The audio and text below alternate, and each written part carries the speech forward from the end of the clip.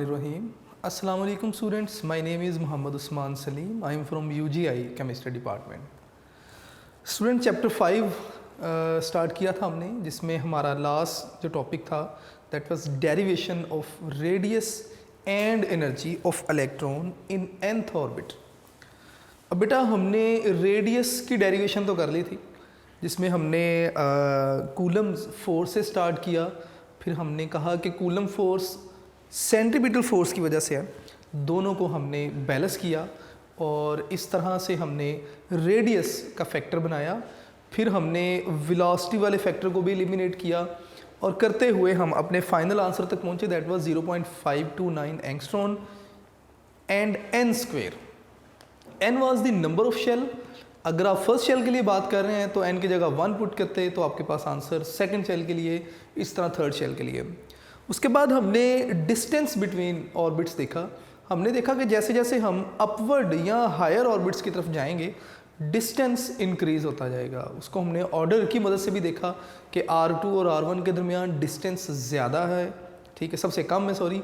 R3 और R4 के दरमियान जो डिस्टेंस है वो ज़्यादा है, R5 और R6 के दरमियान उससे भी ज़्यादा। वही इस तरह हमने ऑर्डर की मदद से डिस्टेंस को भी बताया। हमने ये भी सीखा कि फर्स्ट शेल का जो रेडियस है 0.529 एंगस्ट्रॉन, जो सेकेंड शेल का रेडियस है वो फर्स्ट शेल से 4 गुना ज़्यादा है, 4 टाइम्स इंक्रीज्ड है। इसी तरह जो थर्ड शेल का रेडियस है वो 9 टाइम्स, फोर्थ शेल का रेडियस 16 टाइम्स, यानी कि आपने स्क्वायर लेते जाना है, उतने टाइम्स बढ़ता जाएगा। फर्स्ट शेल का रेडियस 0.529 ही था, सेकेंड शेल 2 का रेडियस लेंगे 4, इसका मतलब सेकेंड शेल पहले से 4 गुना ज़्यादा बड़ा रेडियस है। थर्ड शेल 3 का स्क्वायर लेंगे 9, थर्ड शेल का जो रेडियस है वो फर्स्ट शेल से 9 टाइम्स है, फोर्थ शेल का 16 टाइम्स होगा। तो ये बेटे हमने डेरिवेशन के लिए बात की थी रेडियस के लिए। आज हम उसी टॉपिक का सेकेंड हाफ यानी कि derivation of energy of electron in nth orbit जो है वो डिस्कस करेंगे। बेटे इलेक्ट्रॉन की एनर्जी की अगर बात की जाए तो total energy is the sum of kinetic energy plus potential energy. Total energy is the sum of kinetic energy plus potential energy. अब kinetic energy क्या है? kinetic energy, इस इक्वेशन को आप इक्वेशन 1 का नाम दे दें। मैं यहाँ पे इसे इक्वेशन नंबर 1 का नाम दे देता हूँ। इक्वेशन ए का नाम दे दें, 1 का नाम दे दें, जो भी आप कहना चाहें आप कह सकते हैं। अब मुझे पता है कि काइनेटिक एनर्जी किसके इक्वल है।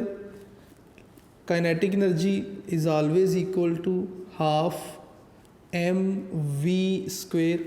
अगर इलेक्ट्रॉन जिसका मैस m है वेलोसिटी v से किसी ऑर्बिट में मूव कर रहा है, तो इसका मतलब उसकी जो मूविंग एनर्जी है या मोशन की वजह से एनर्जी काइनेटिक एनर्जी कहलाएगी, that is half mv²। Kinetic energy तो हम इजीली कैलकुलेट कर सकते हैं। हमने सारी यहाँ पे जो खपत करनी है या जो मेहनत करनी है वो पोटेंशियल एनर्जी मालूम करने के लिए है। तो मैं नेक्स्ट लिखूँगा जी 4 पोटेंशियल एनर्जी। पोटेंशियल एनर्जी वो कहते हैं जी कि हम डायरेक्ट कैलकुलेट नहीं कर सकते, तो आप किस तरह कैलकुलेट करेंगे। हम अज्यूम कर लेंगे कि let's say it is the nucleus of an atom और ये उस एटम का ऑर्बिट है। और अगर हम ज़्यादा जो है वो इजी बात करें तो हाइड्रोजन के लिए भी आप कर सकते हैं, लेकिन फ़िलहाल आप यही कहेंगे कि लेट्स से ये कोई एटम जिसका न्यूक्लियस और ये उस एटम का क्या है ऑर्बिट है। मैंने डायग्राम को सर्कल में इनक्लोज कर दिया।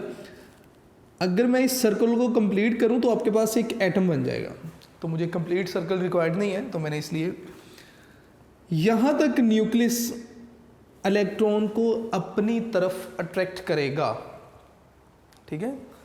अगर इलेक्ट्रॉन इस स्पेस से बाहर है तो न्यूक्लियस इलेक्ट्रॉन को अपनी तरफ अट्रैक्ट नहीं कर रहा। फर्ज करें कि इलेक्ट्रॉन जो है वो यहाँ पर है, ये क्या है इलेक्ट्रॉन है, और इलेक्ट्रॉन कहाँ पर है एट इन्फिनिटी। किसके लिहाज से? न्यूक्लियस के लिहाज से इलेक्ट्रॉन जो है वो इन्फिनिटी पे है, क्योंकि न्यूक्लियस इलेक्ट्रॉन को अपनी तरफ अट्रैक्ट नहीं कर पा रहा। इलेक्ट्रॉन न्यूक्लियस की पहुंच है बाहर है, इन्फिनिटी पे है। अगर हम क्या करें, हम फोर्स अप्लाई करें और फोर्स अप्लाई करके इलेक्ट्रॉन को इस शेल में ले आए, तो इस दौरान हमें जो वर्क करना पड़ेगा वही इलेक्ट्रॉन की पोटेंशियल एनर्जी कहलाएगी। ठीक है, लेट्स से कि हमने जो फोर्स अप्लाई की और इलेक्ट्रॉन को मूव करवाया, वो क्या है? वर्क है। और वर्क हमें पता है किसके इक्वल होता है? Force into displacement. ठीक है, ये हमें पता है वर्क की इक्वेशन होती है फोर्स इनटू डिस्प्लेसमेंट। यहाँ तक बेटे आपने बातें याद रखनी है। और जो हमने इलेक्ट्रॉन को मूव करवाया वो डिस्प्लेसमेंट या वो डिस्टेंस कितना था? स्मॉल डिस्टेंस था dr। ये बातें आपने याद रखनी है। मैं पैराग्राफ में भी इन बातों को लिखता जाऊंगा। तो मैं यहाँ पे लिखूंगा to calculate potential energy, let electron is moved या let a force is applied on electron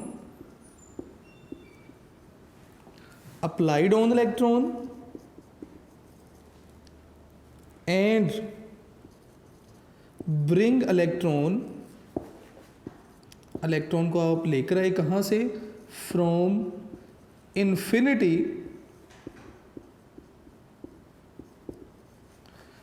to a distance r, और ये डिस्टेंस कहाँ से है? From nucleus. आपने क्या किया? फोर्स अप्लाई की। ठीक है, और फोर्स अप्लाई करके आपने क्या किया? आप फोर्स अप्लाई करके इलेक्ट्रॉन को इन्फिनिटी से डिस्टेंस r तक ले आते हैं, और ये r डिस्टेंस कहाँ से है? From nucleus. अब आपने फोर्स अप्लाई की, इलेक्ट्रॉन को मूव करवाया, इसका मतलब इस दौरान वर्क भी करना पड़ा आपको। तो अब ये जो डिस्टेंस है, ये जो r डिस्टेंस है, ये तो इलेक्ट्रॉन और न्यूक्लियस के दरमियान डिस्टेंस है। जो आपने फोर्स लगाने से जो डिस्टेंस कवर करवाया वो dr डिस्टेंस है। ठीक है, let electron covered small distance dr due to force जो कि हमने अप्लाई की, देन वर्क डन। इसका मतलब हमने वर्क किया किस पर? इलेक्ट्रॉन पे। इज स्टोर्ड, हमारा जो वर्क किया था वो स्टोर हो गया किस में? इन इलेक्ट्रॉन में। क्यों? एज पोटेंशियल एनर्जी, यानी कि हमारा जो किया गया वर्क था वो इलेक्ट्रॉन में एज पोटेंशियल एनर्जी स्टोर हो गया। अब वर्क किसके इक्वल है? हमें पता है कि वर्क इक्वल होता है फोर्स इनटू डिस्प्लेसमेंट। डिस्टेंस जो भी आप लिखना चाहें केमिस्ट्री में तो आप खैर लिख सकते हैं। अब बड़ा इजी फार्मूला है फोर्स इनटू डिस्प्लेसमेंट। इसका मतलब जो फोर्स मैंने अप्लाई की वो और डिस्प्लेसमेंट दोनों को मल्टीप्लाई करें तो इजीली हम वर्क मालूम कर सकते हैं। लेकिन यहाँ पे चीज़ें उतनी आसान नहीं हैं। क्यों? फिज़िक्स में 4th चैप्टर में आपने पढ़ा हुआ है कि अगर फोर्स कांस्टेंट ना रहे, फोर्स चेंज हो, वेरिएबल फोर्स हो, तो हम ये फार्मूला अप्लाई नहीं कर सकते। फिर हम अपने डिस्टेंस को स्मॉल पैचेस में डिवाइड कर लेते हैं और ये अज्यूम कर लेते हैं कि हर पैच में फोर्स कांस्टेंट रही होगी। ठीक है, तो अब वही कॉन्सेप्ट हम यहाँ पे अप्लाई करने जा रहे हैं। ठीक है, अब वो कहते हैं जी कि नेक्स्ट हमने करना क्या है, हमने फोर्स मालूम करनी है। फोर्स कौन सी होगी, न्यूक्लियस और जो इलेक्ट्रॉन है इनके दरमियान कूलम फोर्स है, और कूलम फोर्स को हम पहले भी पढ़ के आ चुके हैं, तो मैं यहाँ पे भी लिख देता हूँ कि here force is equal to, force आपके पास किसके इक्वल है, Z E square by 4 pi epsilon naught are square, ये आपके पास फोर्स है। और जो डिस्टेंस है या डिस्प्लेसमेंट है, और डिस्प्लेसमेंट को मैं लिख देता हूँ या डिस्टेंस को मैं लिख दूंगा क्या, डी आर, कि स्मॉल डिस्टेंस डी आर था। अब आपने करना क्या है, आपने इस वर्क को या इन्फिनिटी से यहाँ तक इलेक्ट्रॉन को लाने में जो वर्क करना पड़ा, अब हम क्या करेंगे, उस वर्क को इंटीग्रेट कर देंगे, इंटीग्रेशन करेंगे। अब बेटा यहाँ से चीज़ें आपके लिए थोड़ी सी डिफ़िकल्ट होने वाली हैं क्योंकि जो कॉन्सेप्ट अब यहाँ पे आप पढ़ने जा रहे हैं फर्स्ट ईयर में, तो इसके बारे में मैथ्स का ये टॉपिक है, फर्स्ट ईयर में इसके बारे में बताया ही नहीं गया। आप सेकंड ईयर में जाके मैथ्स में पढ़ेंगे, और वो भी मैथ वाले बच्चे पढ़ेंगे, इसका मतलब थोड़ी सी बात यहाँ से मुश्किल होने वाली है। लेकिन अगर आप मेरी बात को गौर से सुन लेंगे सॉरी अगर आप मेरी बात को गौर से सुनेंगे तो शायद उतना मुश्किल नहीं हो जितना कि हमें विदाउट स्टडिंग द कॉन्सेप्ट हमें यहाँ पे पढ़ना पड़ेगा। अब वर्ड यहाँ पे यूज़ होने वाला है इंटीग्रेशन। इंटीग्रेट का मतलब होता है सम अप कर देना, डिफ्रेंशिएट का मतलब होता है चीज़ों को अलग-अलग कर देना, इंटीग्रेशन का मतलब सम अप कर देना। मैंने आपसे कहा कि अगर फोर्स कांस्टेंट नहीं रहती तो हम क्या करेंगे, अपने डिस्टेंस को छोटे छोटे पार्ट्स में डिवाइड कर देंगे, हर पार्ट में फोर्स को कांस्टेंट कंसीडर करके हर पैच के लिए वर्क मालूम करेंगे और तमाम वर्क्स को ऐड करेंगे तो हमारे पास वर्क आ जाएगा। ये फोर्थ चैप्टर में फर्स्ट ईयर फिजिक्स में आपने पढ़ा हुआ है तो इसका मतलब आप तमाम वर्क्स को एडअप कर रहे हैं, इंटीग्रेट कर रहे हैं। एक तो सिंपल जो मेथड आप पढ़ के आए हैं फिजिक्स में वो भी है, यहाँ पे हम वर्क को ऐड करने का दूसरा तरीका सीखने जा रहे हैं जिसे आप इंटीग्रेशन कहेंगे। तो हम क्या करेंगे जी, हमारी फोर्स ये है, वर्क डिस्टेंस हमारा ये है, तो हम क्या करेंगे, कहाँ से कहाँ तक हमने इलेक्ट्रॉन को मूव करवाया, from infinity to r move करवाया। तो इट मीन्स कि हम क्या करेंगे, अपना जो वर्क है उसे इंटीग्रेट कर देंगे इन्फिनिटी से आर तक। तो उसे मैं कुछ इस तरह लिखूंगा कि वर्क इक्वल हो जाएगा हमारे पास, हम इंटीग्रेशन करेंगे कहाँ से, फ्रॉम आर टू इन्फिनिटी, ठीक है। और फोर्स हमारे पास क्या है, Z E square 4 pi epsilon naught are square. तो मैं लिखूंगा जी Z e square by 4 pi epsilon naught are square, और साथ में डिस्टेंस क्या है, डी आर हमारे पास क्या है, डिस्टेंस है। अब ये जो डी आर लिखा है ना, हम integration with respect to distance कर रहे हैं क्योंकि हमने डिस्टेंस को छोटे छोटे पैचेस में डिवाइड कर दिया था। तो इंटीग्रेट हम उन डिस्टेंस के अलोंग जो है वो वर्क को इंटीग्रेट कर रहे हैं, तो इसका मतलब इंटीग्रेशन हम आर की कर रहे हैं।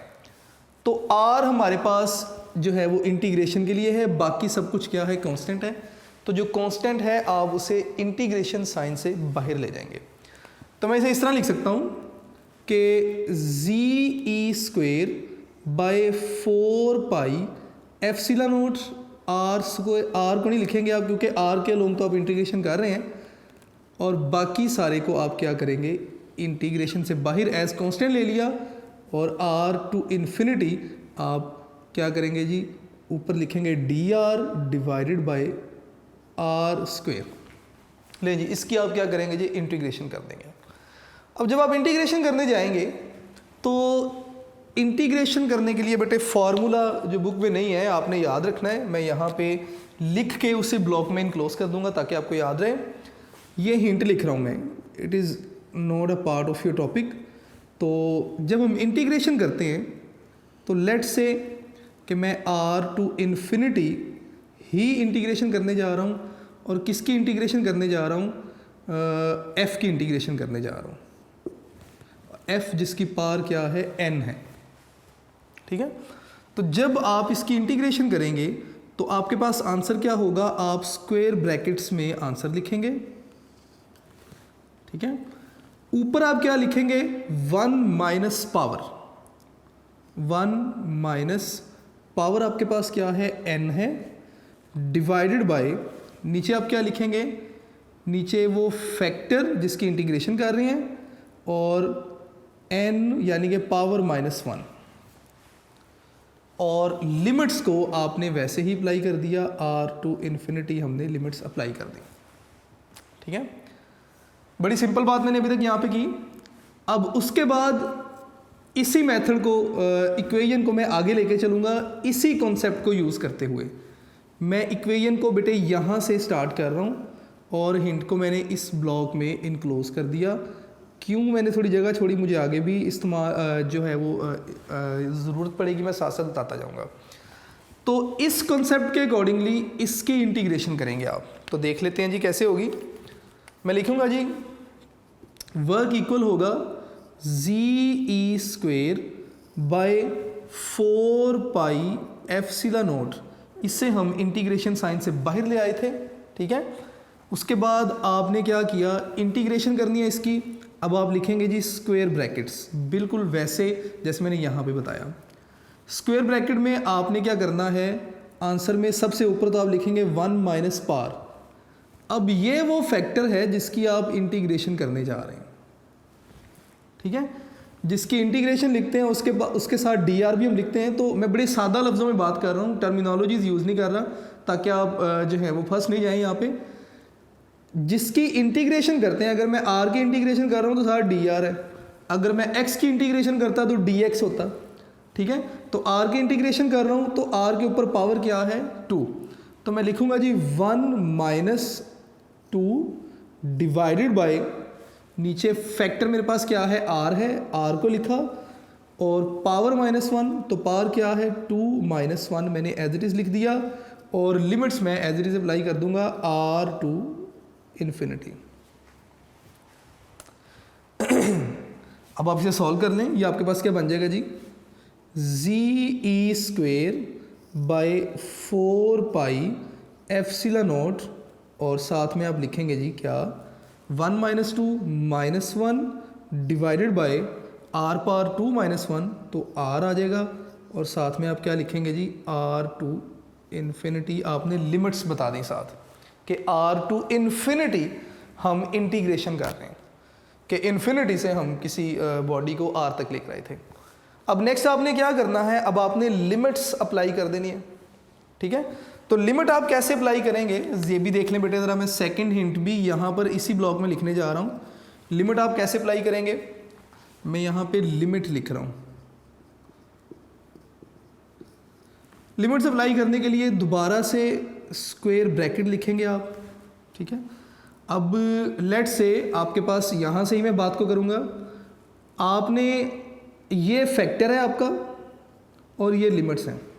आपने क्या करना है, फैक्टर की जगह पे एक बार ये लिखेंगे, फिर माइनस का साइन, फिर दोबारा से यही इंप्रेशन, और फैक्टर की जगह पे एक बार लोअर लिमिट लिखेंगे। तो इसका मतलब अगर मैं इसी लिहाज से बात करूं तो मैं लिखूंगा -1 डिवाइडेड बाय, फैक्टर नीचे r था, मैंने r की जगह पे अपर लिमिट लिखनी थी, और अपर लिमिट क्या है, r ही है, तो इसका मतलब r आ जाएगा। फिर माइनस का साइन, -1 डिवाइडेड बाय, फैक्टर की जगह पे मैंने लोअर लिमिट लिखनी है। लोअर लिमिट क्या है, इन्फिनिटी, तो मैं यहाँ पे इन्फिनिटी लिख दूंगा। मेरी बात शायद आपको समझ आ रही हो। लिमिट जब अप्लाई करेंगे, ये फैक्टर है, आपने एक बार ऊपर वाली लिमिट को फैक्टर की जगह पे लिख देना है, और एक बार नीचे वाली लिमिट को फैक्टर की जगह पे माइनस के साइन के साथ। तो अब मैं बेटे लिमिट अप्लाई करने जाऊंगा, ज़रा साथ साथ देखते रहिएगा।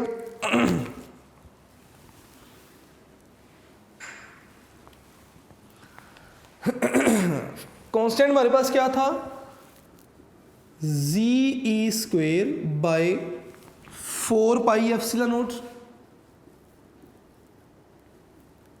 ठीक है, नेक्स्ट फैक्टर ये था, लेकिन अब हम लिमिट्स अप्लाई करने जा रहे हैं। तो इसका मतलब यहाँ पे जब मैं लिमिट अप्लाई करूँगा तो पहले लिखूँगा -1/r की जगह पे अपर लिमिट लिखूँगा तो ये बन जाएगा -1/r की जगह अपर लिमिट लिखनी थी, अपर लिमिट भी r ही है तो मैंने r लिख दिया। अब दोबारा से माइनस का साइन, फिर -1 फैक्टर की जगह पे लोअर लिमिट क्या है, इन्फिनिटी है, तो मैं यहाँ पे इन्फिनिटी लिखने जा रहा हूँ बेटे। ये मैंने लिमिट्स अप्लाई कर दी। मैं इसे लिख सकता हूँ कि ZE²/4πε0 और साथ में मैं क्या लिखूँगा -1/r। क्यों? क्योंकि हमने अज्यूम कर लिया यहाँ पे कि अगर इन्फिनिटी है तो 1/∞ भी क्या होगा, 0 होगा। मैं यहाँ पे लिख देता हूँ 1/∞, यहाँ पे हमने अज्यूम कर लिया 0 है। अब नेक्स्ट आप क्या करेंगे, आप इसे इस तरह भी लिख सकते हैं कि वर्क आपके पास किसके इक्वल हो गया, माइनस का साइन बाहर ले आया, -ZE²/4πε0r। ये बेटे आपके पास वर्क आ गया और हमारा वर्क ही पोटेंशियल एनर्जी के इक्वल है, तो इसका मतलब यही हमारे पास क्या है, पोटेंशियल एनर्जी है। तो मैं इसे लिख दूंगा कि आल्सो पोटेंशियल एनर्जी आपके पास किसके इक्वल आ गई, दैट इज़ -ZE²/4πε0r। यही आपके पास क्या बन गई, पोटेंशियल एनर्जी हो गई। ले जी, यहाँ तक अगर मेरी बात आपको मुश्किल लगी हो तो दोबारा से रिवाइंड करके सुनिए, चीज़ें बड़ी आसान है। सिर्फ आपको ये दो फार्मूला, किसका फार्मूला, इंटीग्रेशन का फार्मूला, जिस फैक्टर की आप इंटीग्रेशन लिखते हैं उस फैक्टर को आप जो है वो डी आर के फॉर्म में लिखते हैं। जैसे आर की इंटीग्रेशन कर रहे हैं तो डी आर लिखा, अगर एक्स की इंटीग्रेशन करते तो डी एक्स लिखते, ठीक है। तो आर फैक्टर था हमारा, फैक्टर की इंटीग्रेशन इस तरह की कि ऊपर 1 minus power divided by factor power -1। जब लिमिट्स अप्लाई की तो जो फैक्टर है, जैसे मैंने यहाँ पे बताया, फैक्टर की जगह पे एक बार अपर लिमिट लिख देनी है आपने, फिर माइनस का साइन, फिर फैक्टर की जगह पे एक बार आपने लोअर लिमिट लिख दी। तो मैंने लिमिट्स अप्लाई की, मैं यहाँ तक आ गया, मेरे पास पोटेंशियल एनर्जी आ गई -ZE²/4πε0। अब वो कहते हैं जी कि पोटेंशियल एनर्जी नेगेटिव क्यों है। आपने यहाँ पे थोड़ा सा इसके बारे में भी बताना है कि पोटेंशियल एनर्जी नेगेटिव साइन क्यों है, क्योंकि इलेक्ट्रॉन जब इन्फिनिटी पे था तो इलेक्ट्रॉन की एनर्जी 0 थी। मैं यहाँ पे लिखूँगा जी, energy of electron at infinity, वो क्या थी जी, वॉज 0। अब 0 से जैसे ही इलेक्ट्रॉन न्यूक्लियस की अट्रैक्शन में आएगा तो इलेक्ट्रॉन की जो एनर्जी है या पोटेंशियल एनर्जी है वो फर्दर कम हो जाएगी। क्यों? क्योंकि जब भी ऑपोजिट चार्जेस एक दूसरे की तरफ मूव करते हैं तो एनर्जी इवॉल्व होती है, एमिट होती है। इलेक्ट्रॉन की एनर्जी पहले 0 थी, इलेक्ट्रॉन न्यूक्लियस की अट्रैक्शन में आया, अट्रैक्टिव फोर्स जो वैसे भी नेगेटिव साइन के साथ लिखते हैं आप, और इलेक्ट्रॉन न्यूक्लियस की अट्रैक्शन में आया तो एनर्जी फर्दर कम हुई, तो 0 से कम होगी तो नेगेटिव में चली जाएगी, ठीक है। तो मैं पहली बात आपने बताई कि इलेक्ट्रॉन की एनर्जी जो है वो इन्फिनिटी पे 0 है। तो when in attraction of nucleus, electron जब न्यूक्लियस की अट्रैक्शन में आ जाएगा देन एनर्जी जो है वो लेस देन 0 हो जाएगी, विच इज़ नेगेटिव एनर्जी। इसलिए इलेक्ट्रॉन की जो एनर्जी है उसके साथ नेगेटिव साइन जो है वो गिवन है। अब बेटे नेक्स्ट हमने क्या करना है, ये जो हमारी मेजर इक्वेशन थी, इक्वेशन है, हमने काइनेटिक एनर्जी की वैल्यू और पोटेंशियल एनर्जी की वैल्यू, हमने दोनों वैल्यूज़ यहाँ पे पुट कर देनी है। तो मैं बाकी रिमूव कर रहा हूँ यहाँ से, सिर्फ ये इक्वेशन लिखी रहेगी ताकि मैं यहाँ पे अपनी वैल्यूज पुट कर सकूँ। काइनेटिक एनर्जी हमें याद है 12 mv² और पोटेंशियल एनर्जी हमने वहाँ पे लिख ली है, तो वैल्यूज़ हम आगे पुट करेंगे नेक्स्ट। तो इक्वेशन ए में आपने वैल्यूज़ पुट कर देनी है पोटेंशियल और काइनेटिक एनर्जी की। तो मैं लिखूँगा जी कि पुटिंग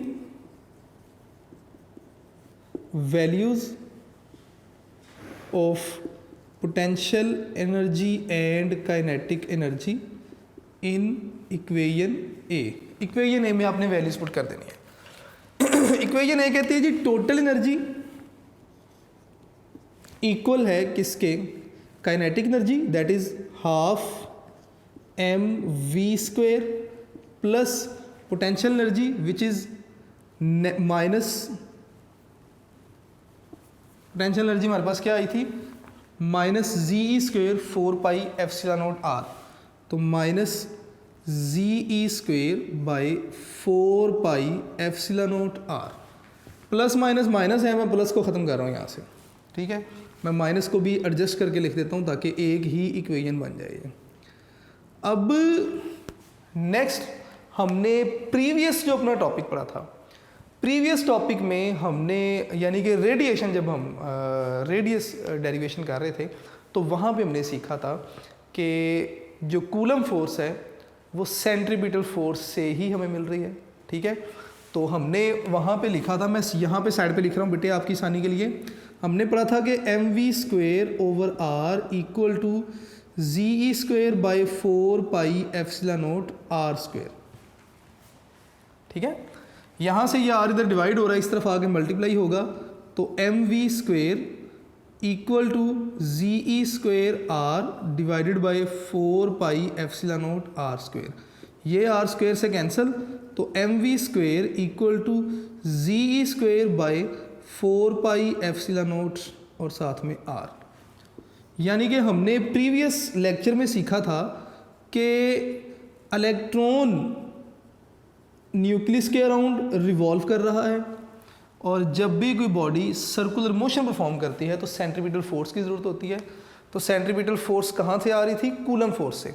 तो हमने दोनों को कंपेयर किया था और ये इक्वेशन बनाई थी हमने एक, और इस इक्वेशन में एम वी स्क्वेयर हमारे पास किसके इक्वल आ रहा था, Z e square by 4 pi epsilon naught are square. तो मैं इस एम वी स्क्वेयर की ये वैल्यू इस इक्वेशन में यहाँ पे पुट करने जा रहा हूँ बेटे, तो ज़रा साथ साथ रहिएगा, इसको देखते हैं। तो ये आपके पास क्या बन जाएगा, या मैं इसे यहाँ से रिमूव कर दूँ और मैं वैसे ही हिंट के तौर पे यहाँ पे लिख दूँगा कि as m v square is equal to Z e square by 4 pi epsilon naught r. तो मैं क्या करूँगा कि इससे मैं इक्वेशन 1 में पुट कर देता हूँ, मैं इसे इक्वेशन 1 का नाम दे देता हूँ। मैं कहता हूँ जी कि putting in equation 1, putting in equation 1, equation 1 में मैं पुट करूँगा तो ये क्या बन जाएगा जी, ये आ जाएगा जी E इक्वल टू हाफ, उसके साथ एम वी स्क्वेयर की जगह ये वैल्यू पुट करेंगे तो लिखूँगा जी Z e square by 4 pi epsilon naught r, और ये मैं हाफ को इस तरह लिख देता हूँ ताकि दोनों में फ़र्क रहे, और माइनस का साइन, बाकी rest of the equation Z e square by 4 pi epsilon naught r. अगर इसको मैं मल्टीप्लाई कर दूँ तो ये बन जाएगा जी Z e square by 4 to the 8 pi epsilon naught r minus Z e square by 4 pi epsilon naught r. आप इन दोनों का एलसीएम ले लें, एलसीएम क्या होगा, एलसीएम हमारे पास दोनों का जो मल्टीपल होगा और दोनों का multiple 8 pi epsilon naught r ही है, तो 8 pi epsilon naught r LCM आ गया। ये इससे कैंसिल 1, इसका मतलब यहाँ पे तो सिंपली जी ई स्क्वेयर आएगा। अब इस फैक्टर को देखेंगे, पहले माइनस का साइन, ये इससे कैंसिल करेंगे तो 2 आएगा, 2 को डायरेक्ट हम इससे मल्टीप्लाई करेंगे तो 2 जी ई स्क्वेयर। मैंने एलसीएम लेना इसलिए नहीं सिखाया क्योंकि हम जूनियर क्लासेस में ये सीख चुके हैं। तो यहाँ तक उम्मीद है कि समझ आ गई होगी आपको। नेक्स्ट आगे चलते हैं जी। अब नेक्स्ट बेटे अगर हम इसे लिखेंगे तो जी ई स्क्वेयर माइनस 2 जी ई स्क्वेयर, इसका मतलब माइनस जी ई स्क्वेयर। ऊपर वाले फैक्टर का आंसर क्या आएगा, 2 में से आप 1 माइनस करेंगे 1 आएगा, लेकिन बड़े वाले फैक्टर के साथ माइनस है तो माइनस के साथ आपका ये आंसर आएगा। तो आप टोटल एनर्जी किसके इक्वल लिखेंगे, आप लिखेंगे कि minus Z e square by 8 pi epsilon naught r. अब ये आपके पास इक्वेशन बन गई। इस इक्वेशन को हम इक्वेशन 2 का नाम देंगे, इसे मैं नाम दे दूंगा जी, ये इक्वेशन नंबर 2 है। अब आपने करना क्या है, अब लास्ट लेक्चर में हमने आर यानी कि डेरिवेशन ऑफ रेडियस पढ़ा था, और डेरिवेशन जो रेडियस हमने पढ़ा था that was epsilon not an square H square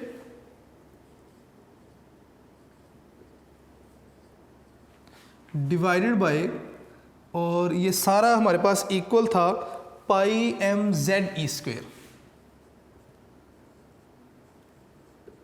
और ये सारा हमारे पास आर के इक्वल था। ये लास्ट जो हमने लेक्चर रेडियस डेरिवेशन पढ़ा था, ये इक्वेशन हमने वहाँ पे ड्राइव की थी। अब बेटे फॉर्चुनेटली या अनफॉर्चुनेटली इन इक्वेशंस को आपको याद रखना पड़ेगा डेरिवेशन के लिए। तो आर की जगह पे आप ये वैल्यू यहाँ पे पुट करेंगे, तो इक्वेशन आपके पास क्या बनेगी, दैट इज़ मैं यहाँ पे पहले लिख दूँ कि putting in equation 2, putting above value of r in equation 2। मैं दोबारा बताता चलूँ कि ये आर का जो वैल्यू है ये हमने प्रीवियस लेक्चर में डेरिवेशन ऑफ रेडियस में ये फार्मूला जो था वो ड्राइव किया था। अब इस फार्मूला में इक्वेशन 2 में आर की जगह उसकी ये वैल्यू पुट करेंगे, तो ई आपके पास किसके इक्वल आ जाएगा, ई विल बी इक्वल टू, मैं पहले यहाँ पे लिख देता हूँ बड़ी वाली वैल्यूज़, 8 पाई एप्सिलॉन नॉट, और आर की जगह उसकी ये वैल्यू लिखूँगा, दैट इज़ मैं यहाँ पे बेटे इस तरह लिख रहा हूँ, एप्सिलॉन नॉट साथ में एन स्क्वायर एच स्क्वायर और उसके साथ पाई एम जी ई स्क्वायर, और ऊपर हमारे पास क्या है इस इक्वेशन में 2 में माइनस जी ई स्क्वायर। अब ज़रा इक्वेशन को देख लें, मैंने माइनस जी ई स्क्वायर वैसे लिखा, 8 पाई एप्सिलॉन नॉट वैसे लिखा, आर की जगह उसकी ये वैल्यू पुट कर दी जो कि ये थी वैल्यू आर की, मैंने ये वैल्यू यहाँ पे यानी ये पुट की, तो ये इक्वेशन बनी।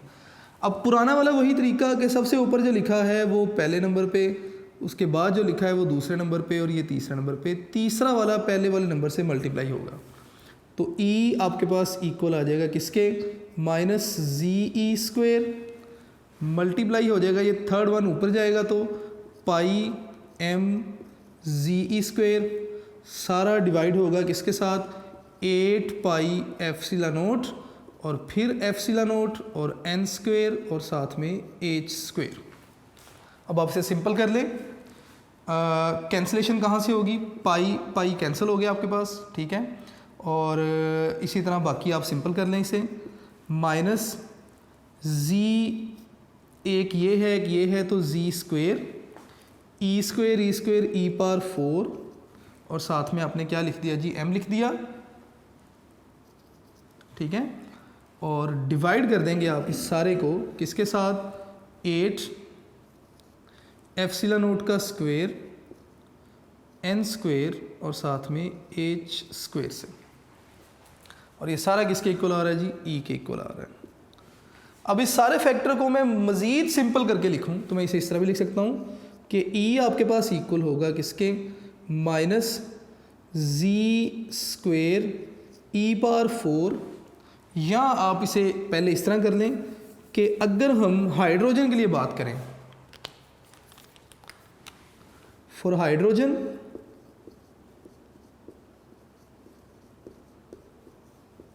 जिस तरह पहले हमने कहा था कि Z किसके इक्वल हो जाएगा, एटॉमिक नंबर 1 है, तो इसका मतलब यहाँ पे आप 1 जो है वो पुट करेंगे, तो ये इक्वेशन कुछ इस तरह हो जाएगी जी,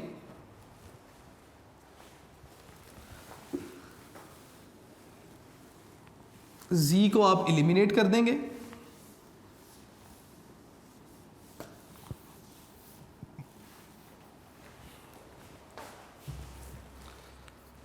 Z को एलिमिनेट करेंगे तो E आपके पास किसके इक्वल आ जाएगा, E हमारे पास इक्वल आ जाएगा जी E पावर 4, सेंटर में करके लिख लेते हैं, E पावर 4 और साथ में M, और नीचे आ जाएगा जी 8 एप्सिलॉन नॉट स्क्वायर और साथ में n square divided by 8 epsilon not square h square, और इस सारे को हम एक ब्रैकेट में ले जाते हैं और साथ में हम क्या लिखेंगे जी, 1/n² को हमने क्या कर दिया, सेपरेट कर दिया। बेटा ये सारा जो फैक्टर मैंने लिख दिया ब्रैकेट में, ये सारा फैक्टर किसके इक्वल है, मैं यहाँ पे लिख देता हूँ कि एस e⁴m डिवाइडेड बाई 8ε0² अगर इन सब की वैल्यूज पुट करें तो that is equal to 2.178 joule. और एक हाइड्रोजन एटम के लिए बात हो रही है तो मैं यहाँ पे लिख दूंगा जी पर एटम, क्योंकि ये एक एटम के लिए बात हो रही है। ठीक है, तो इस फैक्टर की वैल्यू अगर मैं इस अबव इक्वेशन में पुट कर दूं तो मैं इसे इस तरह लिख सकता हूं कि दैट इज ई आपके पास इक्वल हो जाएगा जी माइनस, क्योंकि इस इक्वेशन में माइनस भी था जो मैंने यहाँ पे नहीं लिखा, खैर यहाँ से चलता आ रहा था, माइनस 2.178 जूल पर एटम, और आपने सारे को डिवाइड कर दिया n² से। अब यहाँ पे थोड़ी सी प्रॉब्लम आ रही है। प्रॉब्लम क्या है कि हम जब मेजरमेंट लेते हैं तो किलोजोल में पर मोल में लेते हैं, किलोजोल पर मोल में, लेकिन यहाँ पर जो मेजरमेंट आ रही है वो जूल पर एटम में। इसका मतलब हमें यूनिट्स को कन्वर्ट करना है। तो यूनिट्स को कन्वर्ट करने के लिए E इक्वल टू -2.178, इस सारे को हम डिवाइड कर देंगे 1000 के साथ। किस लिए? ताकि ये जूल कन्वर्ट हो जाए किलो जूल में, और ऊपर वाले फैक्टर को हम मल्टीप्लाई भी करेंगे किसके साथ, 6.02 इंटू 10⁻23 के साथ, यानी कि एवोगैड्रोस नंबर के साथ, ताकि ये जो पर एटम है ये हमारे पास पर मोल में कन्वर्ट हो जाए। ठीक है, और नीचे n² हमने एज इट इज़ लिखा हुआ है। तो ये सॉल्व करने से हमारे पास जो आंसर आएगा that is equal to E यानी कि energy of electron equal to -1313.315। अब जूल से किस में चले गए आप, किलो जूल, और एटम से किस में चले गए, पर मोल, किलो जूल पर मोल डिवाइडेड बाय n²। ये बेटे हमारे पास फाइनल इक्वेशन बनी एनर्जी के लिए।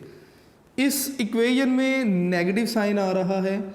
नेगेटिव साइन क्या बता रहा है कि इलेक्ट्रॉन और न्यूक्लियस के दरमियान जो फोर्स है वो अट्रैक्टिव फोर्स है। जब भी फोर्स अट्रैक्टिव फोर्स होगी तो साइन हम कौन सा देंगे, नेगेटिव साइन देंगे। अब इस इक्वेशन की मदद से हम डिफरेंट जो ऑर्बिट्स हैं हम उनमें एनर्जी मालूम कर सकते हैं। तो डिफरेंट ऑर्बिट्स में एनर्जी मालूम करने के लिए बेटे देखेंगे ज़रा। तो बेटे ये हमारे पास फाइनल इक्वेशन आई एनर्जी ऑफ इलेक्ट्रॉन के लिए। ठीक है, और इस इक्वेशन को अगर हम देखें तो दिस इक्वेशन इज़ फॉर 1 मोल, यानी कि अगर आपके पास 1 मोल हाइड्रोजन है या 1.008 ग्राम हाइड्रोजन एटम्स हैं, तो उन हाइड्रोजन एटम्स के लिए जो nth ऑर्बिट में जो एनर्जी होगी that can be find by this equation. अब ज़रा जल्दी जल्दी बाकी रिमेनिंग पोर्शन को देखते हैं। नेक्स्ट हमारे पास एनर्जी ऑफ ऑर्बिट्स है। हमारे पास इक्वेशन फाइनल बन गई। अब इस इक्वेशन को इस्तेमाल करते हुए हम डिफरेंट ऑर्बिट्स में एनर्जी को जो है वो कैलकुलेट करेंगे। अगर हम पहले ऑर्बिट में एनर्जी को देखेंगे तो इक्वेशन थी हमारे पास 13.315 डिवाइडेड बाय n²। हम क्या करेंगे, n की जगह 1 पुट करेंगे तो हमारे पास आंसर आ जाएगा फर्स्ट ऑर्बिट में एनर्जी का। इसी तरह अगर आप इस इक्वेशन में n की जगह 2 पुट करेंगे तो आपके पास सेकंड ऑर्बिट में एनर्जी जो है वो आ जाएगी थर्ड ऑर्बिट के लिए, और सो ऑन। इसी तरह अगर आप इन्फिनिटी में एनर्जी देखना चाहते हैं तो n की जगह आप क्या पुट करेंगे बेटे, इन्फिनिटी पुट करेंगे, और आपके पास 0 किलो जूल पर मोल, यानी कि इन्फिनिटी पे जो स्टार्ट में हमने बात की थी कि इलेक्ट्रॉन की पोटेंशियल एनर्जी क्या होगी, 0 होगी। नेक्स्ट बेटे अगर आप देखें तो एनर्जी डिफरेंस बता दिए गए आपको 2 डिफरेंट एनर्जी लेवल्स के। अगर आप देखें तो सेकंड और फर्स्ट ऑर्बिट्स का जो एनर्जी डिफरेंस है दैट इज़ 984.99। थर्ड और सेकंड का जो एनर्जी डिफरेंस अगर आप देखेंगे तो 182.40, और इसी तरह फर्दर आप आगे भी एनर्जी डिफरेंस देख सकते हैं। और अगर आप देखें तो जैसे जैसे शेल इंक्रीज़ हो रहे हैं, अपवर्ड जा रहे हैं, तो शेल्स की एनर्जी जो है वो बढ़ती जा रही है। नेक्स्ट फाइनल अगर आप देखें तो इस एनर्जी डिफरेंस के ऑर्डर को देखें तो फर्स्ट और सेकंड जो शेल हैं उनका एनर्जी डिफरेंस सबसे ज़्यादा है, उसके बाद थर्ड और सेकंड, और इसी तरह नेक्स्ट सोन चलती रहेगी बात आगे।